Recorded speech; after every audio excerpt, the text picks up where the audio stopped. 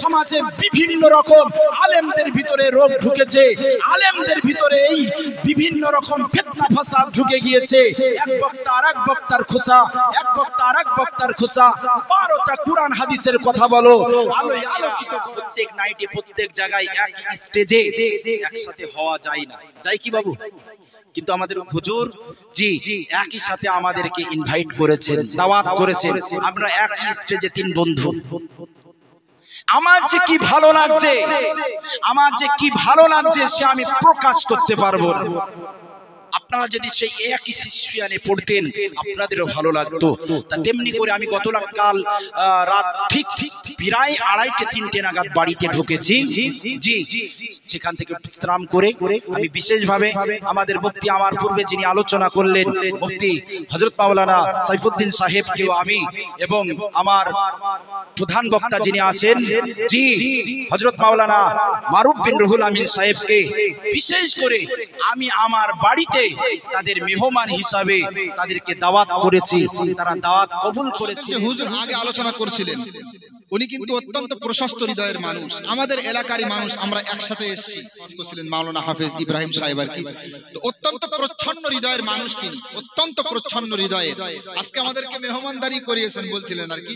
তো আমি আমাদের এলাকাতে আলোচনা শুরু করার পরে আপনারা বিশ্বাস করেন হাদিস এবং কোরআনের কথা যখন বলা শুরু করলাম, হাদিস এবং কোরআনের কথা, অনেকেই আমাদের বিরোধিতা শুরু করলো, অনেকেই আমাদেরকে উল্টাপাল্টা বলতে শুরু করলো।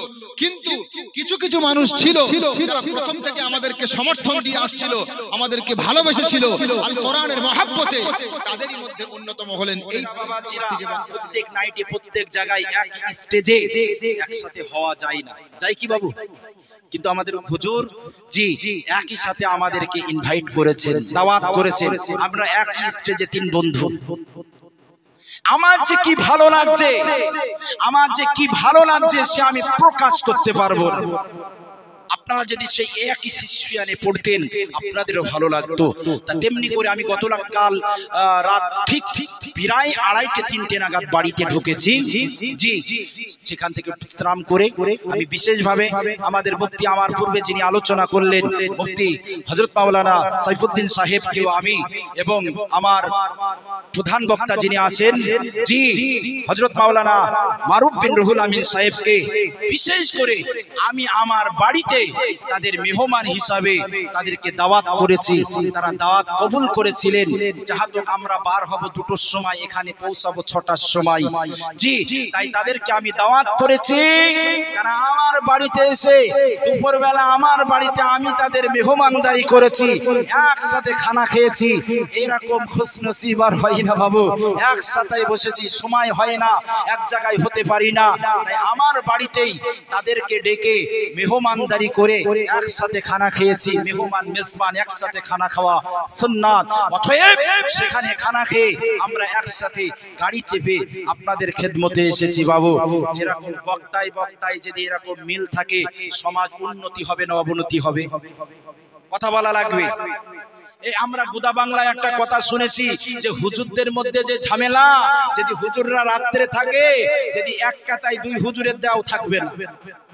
কথাটা ঠিক না বল, যে কথাটা হয় না? কিন্তু ভাই একই গাড়িতে এসেছি আমরা 3 বক্তা একসাথে।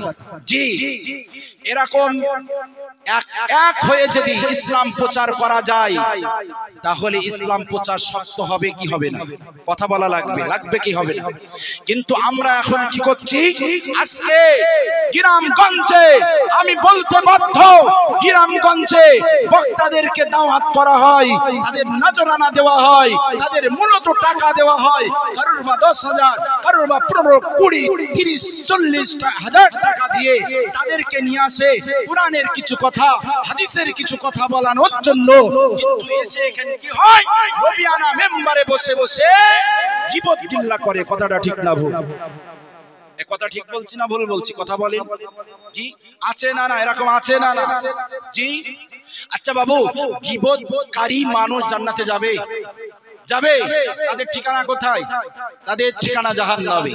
তাহলে আমার যদি কিছু, আমার মারুফ বিন রুহুল আমিন সাহেবকে কিছু বলার যদি প্রয়োজন বোধ হয়, হয় তাকে ফোন করব, তাকে নাই ফেস টু ফেস কথা বলে তাকে বলবো, কিন্তু নেমে যাবে, আমি নেমে যাবো, আমার নিয়ে সমালোচনা করবে, মানুষের কাছে বিভ্রান্ত ছুটাবে, এটা কোরআনের আইন নয়, এটা হাদিসের আইন নয়। যা হাবিস্পর্শ পৃথিবীর জমিনে আজকে সমাজে বিভিন্ন রকম আলেমদের ভিতরে রোগ ঢুকেছে, আলেমদের ভিতরে এই বিভিন্ন রকম ফিতনা ফাসাদ ঢুকে গিয়েছে। এক বক্তা আরেক বক্তার খোঁচা, এক বক্তা আরেক বক্তার খোঁচা, 12টা কোরআন হাদিসের কথা বলো, আলোয় আলোকিত করো, খোঁচাখাচি বাদ দাও। আল্লাহর নবী ইসলামের প্রচার করেছেন, রক্ত ঝরিয়েছেন, দাঁত ভেঙেছেন, তার পশিনা ঝরেছে, সাহাবারা টুকরা টুকরা হয়েছে, বিবি হারিয়েছে, ছেলে মেয়ে হারিয়েছে, ঘর বাড়ি হারিয়েছে, কালেমার পতাকা উত্তোলন করবার জন্য। এই কালেমার পতাকা উত্তোলন হবে, কোন গীবত গিল্লা চলবে না। ফুরফুরা শরীফের এমনি করে একটা হুজুর আমার খুব, সেদিন তো আমি দেখছিলাম ফেসবুক লাইভে, জি পীর আল্লামা কি ওনার নাম, শাহবান সিদ্দিকী, জি শাহবান সিদ্দিকী হুজুর বলছিলেন ফুরফুরা শরীফে, যে তিনি বলছেন স্টেজে আমি শুনছি যে এই স্টেজে নবিয়ানা মেম্বারে উঠে কেউ কারোর নামে গীবত গিল্লা করবে, করে নামিয়ে দেবে, 1 টাকাও দেবে না। আমি এটা লাইক করেছি এবং একমত, আমিও এটা একমত। কোন গীবত গিল্লা চলবে না, আলেমদের ভিতরেও চলবে না, সাধারণ মানুষের চলবে না। এভাবে আমরা ইনশাআল্লাহ চলবো, বলে ইনশাআল্লাহ চলবো। নেক্সট টাইমে কোনো বক্তা যদি কোনো জায়গায় যান, কোনো কারোর নামে গীবত গিল্লা করেন, ওখানে স্টপ করে দিয়ে বলবেন হুজুর আপনার ওয়াজ করা লাগবে না, চলে যান। পারেন তা হাদিস কোরআনের কথা বলেন, সাহাবাদ রাসূলের কথা বলেন, পারেন তা বলেন, না পারেন কারোর নামে গীবত গিল্লা করবেন না। অতএব আপনাদের কাছে করজোড়া আবেদন করে যাব, আপনারা ওয়াজ শুনতে আসবেন, শীত উপেক্ষা করে বাড়ি ঘর ছেড়ে কত কষ্ট করে আসবেন, ওয়াজ শুনবেন, কারোর নামে গীবত গিল্লা শুনবেন না। রাজি আছেন ইনশাআল্লাহ? ইনশাআল্লাহ। নারায়ে তাকবীর, নারায়ে তাকবীর। ভাইরা বাবাজিরা, আমি বিদায় নিচ্ছি, জি এখন আমি চলে যাচ্ছি, আমার ভাইজান আলোচনা করবে। আগেই তো হুজুর বলছিলেন, আজকে বক্তারা এগুলো শুরু করেছে সমালোচনা। আরে বেটা, পিছনে গীবত না করে তোমার সাহস থাকলে তুমি সামনে এসে বসো, দেখি তোমার কতটা যোগ্যতা।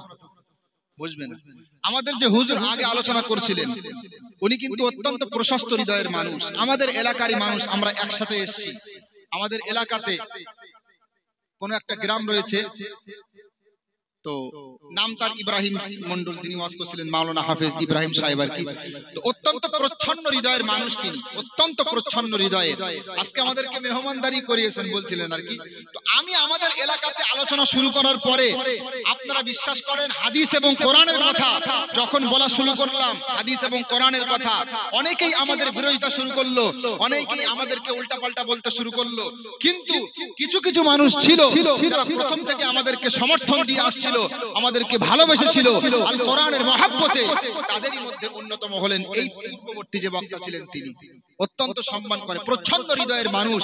তার ইলম অনুপাতে যতটুকু খিদমত তিনি করছেন, তার জন্য অন্তর থেকে দোয়া করি। এরকম মিল মহব্বত বক্তা সমাজে থাকতে হবে, ঠিক না?